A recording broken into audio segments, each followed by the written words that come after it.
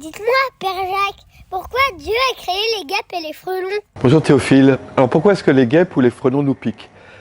Pour être tout à fait honnête, moi la question que je me pose surtout, c'est pourquoi est-ce qu'il y a des moustiques? Moi c'est pourquoi les moustiques nous piquent. Quand on verra Dieu, on lui demandera pourquoi il a créé les moustiques. Mais en fait, la chose importante, c'est qu'il n'y a aucune méchanceté chez les animaux. Toi, si une guêpe te pique, c'est parce que quelque part elle s'est sentie en danger, elle s'est sentie menacée. C'est un réflexe de défense. Toi, quand il y a une guêpe qui commence à nous tourner autour, on a toujours une réaction, on a peur, on commence à crier, on fait des grands gestes, et du coup la guêpe, eh bien, elle a peur elle aussi, elle se sent en danger, menacée, et hop, elle nous pique. Mais le point important, c'est qu'il n'y a pas de méchanceté chez les animaux. Chaque animal, tu sais, a sa place dans la nature et chacun a son importance. Et donc c'est pourquoi il faut bien respecter les animaux, quels qu'ils soient. Alors ensuite, c'est vrai qu'il y a quand même une question, c'est pourquoi les animaux se mangent entre eux, pourquoi est-ce qu'il y a de la rivalité, pourquoi est-ce qu'il y a de la compétition. Tu vois, quand tu as deux espèces animales qui veulent habiter au même endroit, il y en a une qui chasse l'autre. Tu vois, il y a de la violence dans le monde, et c'est vrai aussi entre les êtres humains.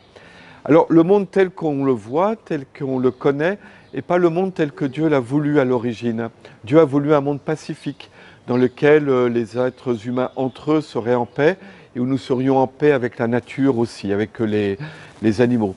Moi, par exemple, il y a une chose qui m'attriste beaucoup, c'est pourquoi est-ce que quand je me promène, tu vois, par exemple dans un bois, et que quand je suis sur le chemin, tous les animaux s'enfuient. J'aimerais bien, moi, que les animaux restent là et que, voilà, on vive en bonne entente les uns avec les autres. C'est que l'animal a un réflexe de peur vis-à-vis de l'être humain. Et puis nous aussi, on peut avoir un réflexe de peur vis-à-vis de certains animaux.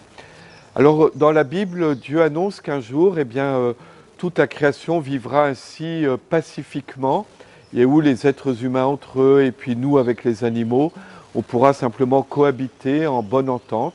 Il y a des saints comme saint François d'Assise qui ont vécu cela. Alors, pour nous, ce que je te propose, pour moi aussi, c'est comment est-ce qu'on peut essayer dans notre vie actuelle, présente, de vivre en paix les uns avec les autres. Pas de dispute, tu vois, par exemple, entre nous, entre les êtres humains, entre les enfants, les parents, ou s'il y a une dispute, qu'on se réconcilie. Et puis, dans la mesure du possible, que tu puisses admirer la nature et puis, t'émerveiller devant les animaux, devant tout ce que Dieu a fait, et surtout ainsi les respecter.